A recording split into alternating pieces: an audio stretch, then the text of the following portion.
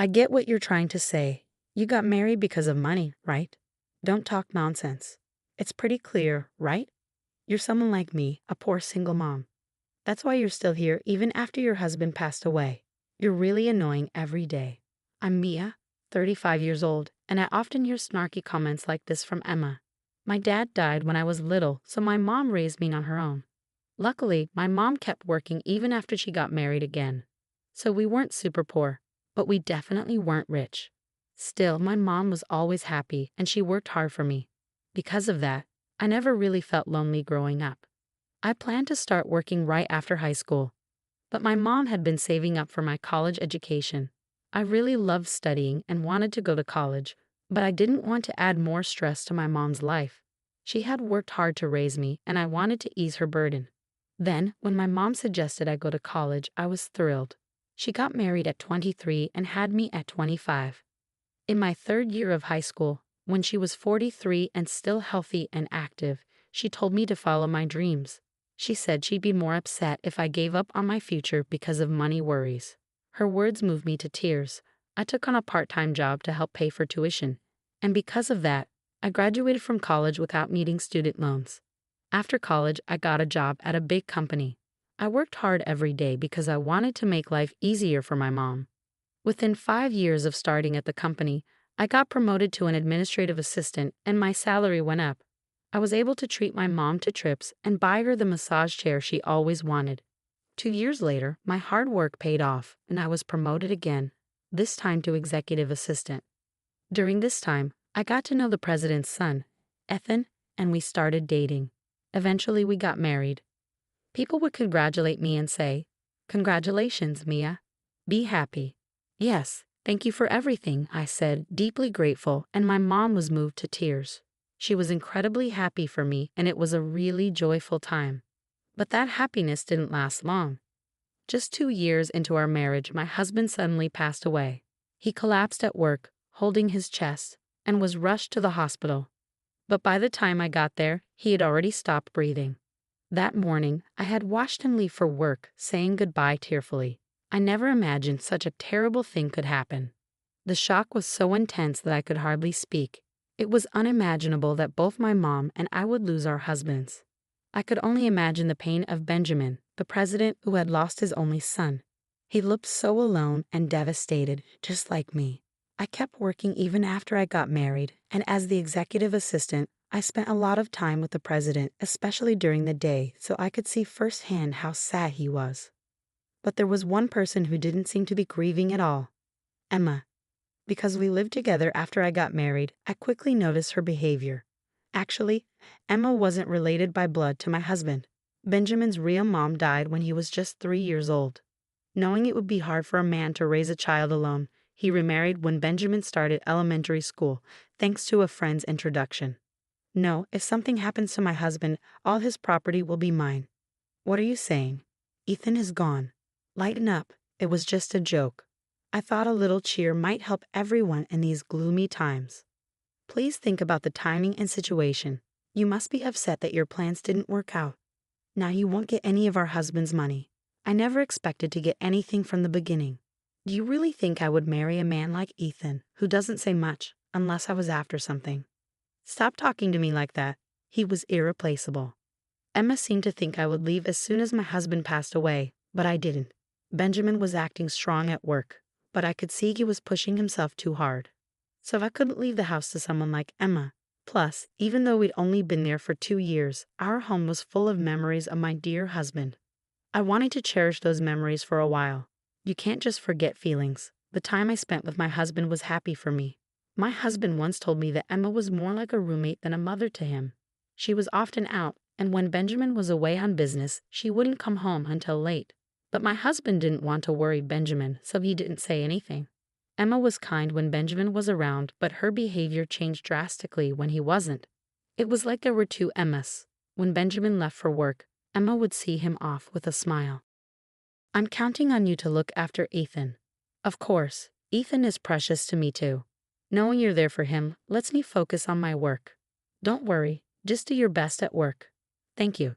Have a good day. But as soon as he left and the door closed behind him, Emma's smile disappeared. Ah, finally, he's gone.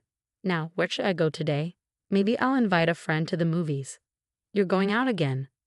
Yes. Is that a problem? Oh no.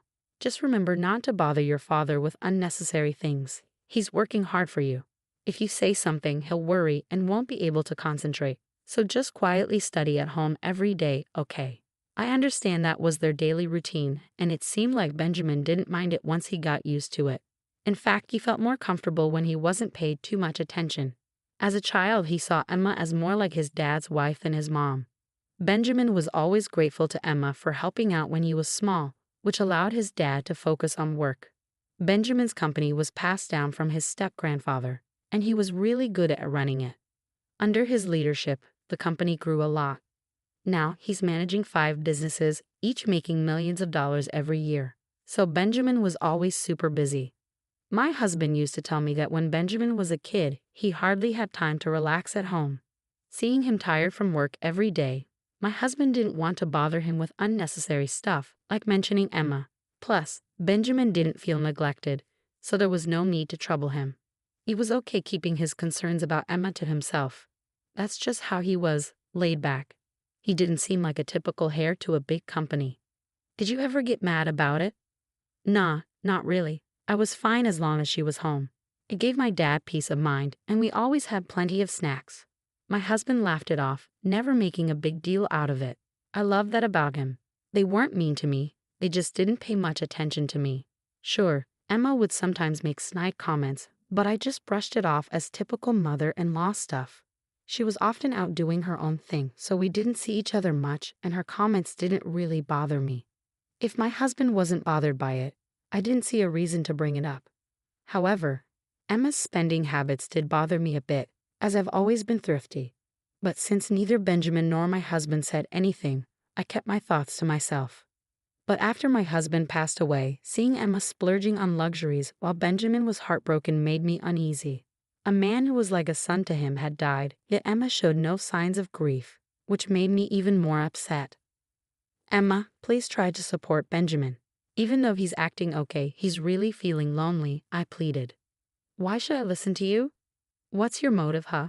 Trying to get into our family for inheritance? I never even thought about that. Well, Ethan's gone now. So why don't you just leave?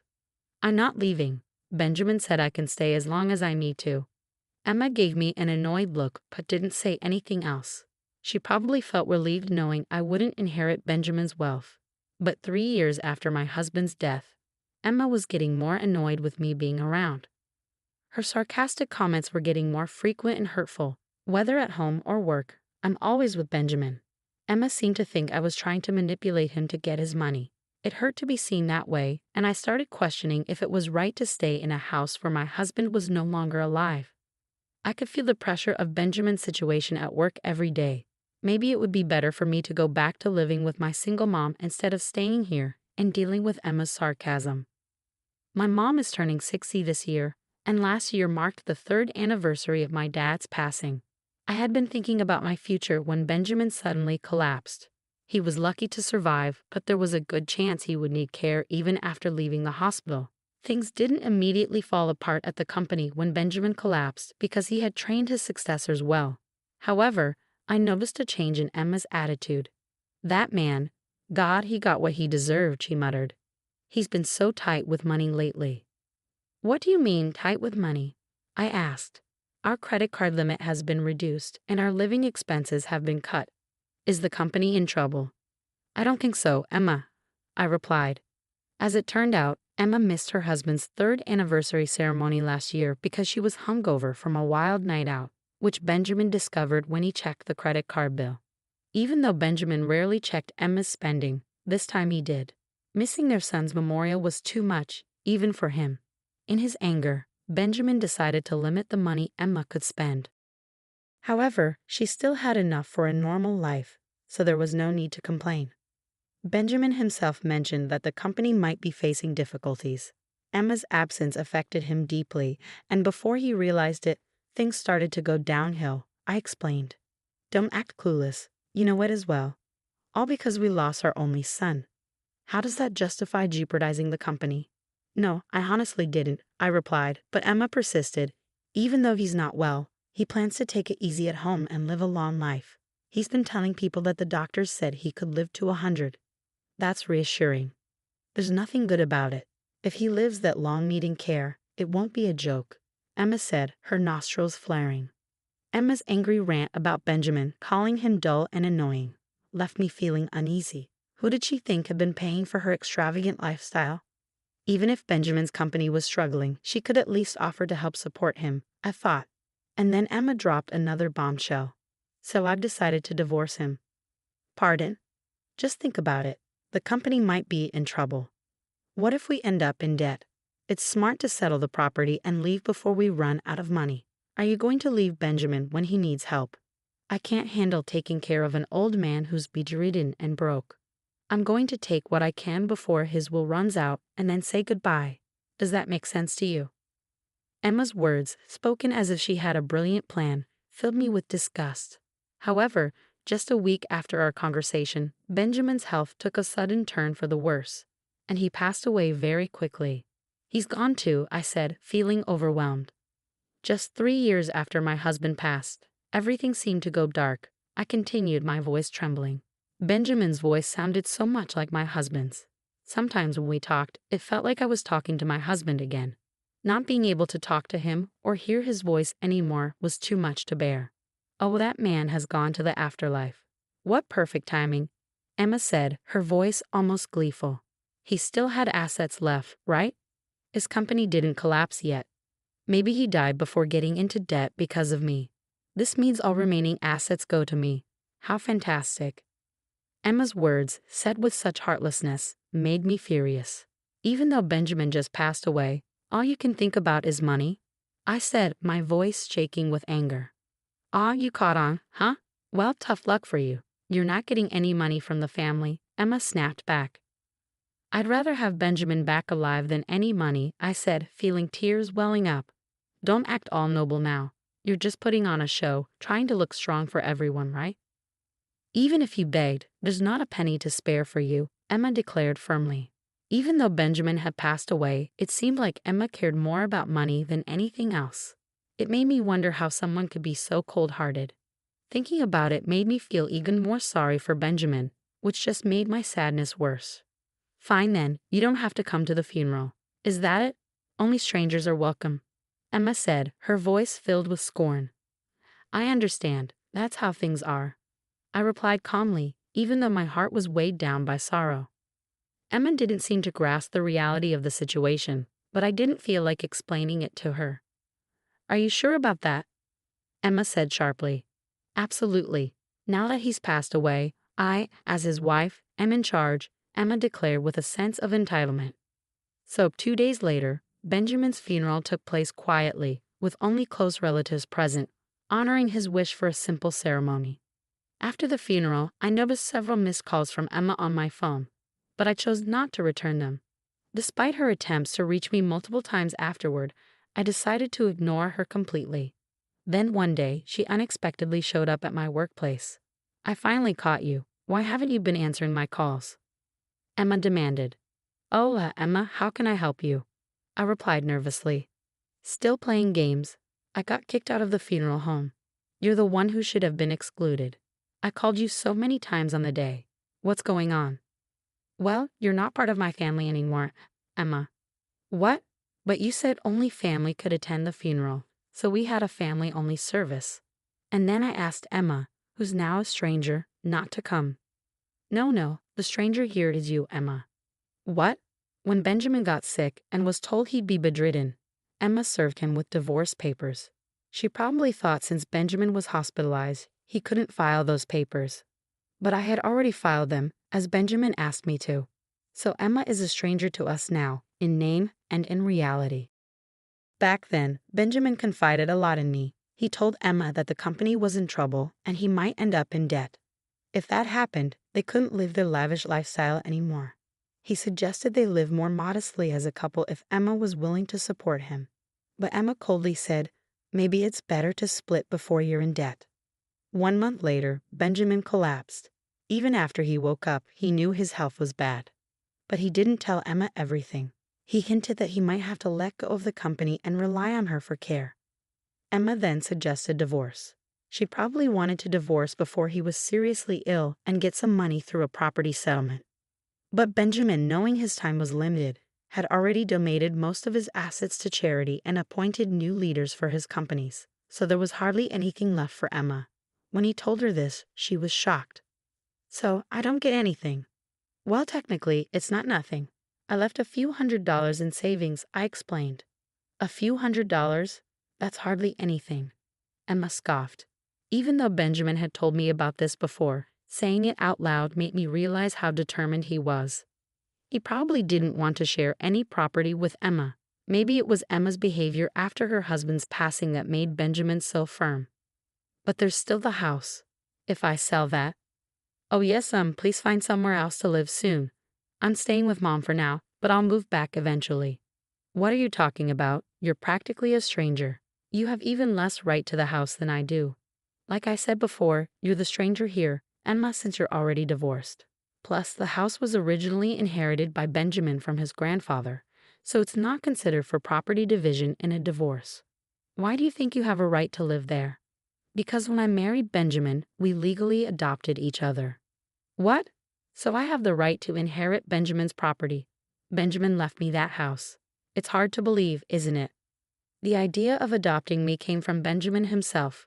When we got married, I didn't think much about it. I was going to be marrying his son, so in his eyes, I became his daughter. So I agreed to it. But after my husband passed away, I kept this information to myself. I was worried that if I mentioned it, Emma would accuse me of being interested in the family money. I have work to do. Could you please leave?"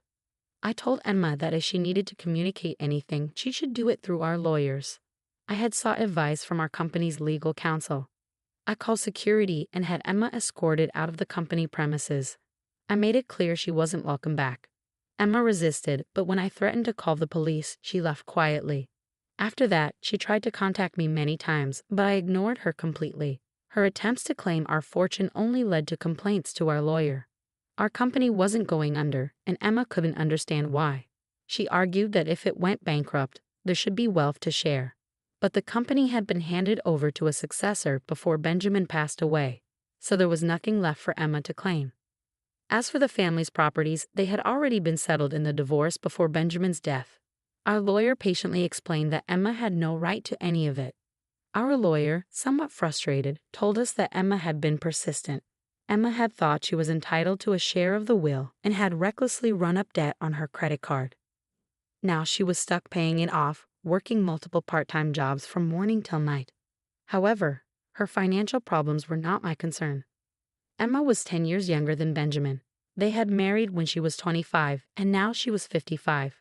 They had been married for almost 30 years, so Emma was entitled to survivor benefits from Benjamin's Social Security taxes even after their divorce. However, she wouldn't get these benefits until she turned 60, which was still 5 years away. Plus, she needed to have filed a claim for a division of the pension within 2 years of the divorce. I wasn't sure if Emma knew this, nor did I intend to tell her. I felt no sympathy or obligation to worry about Emma's well-being.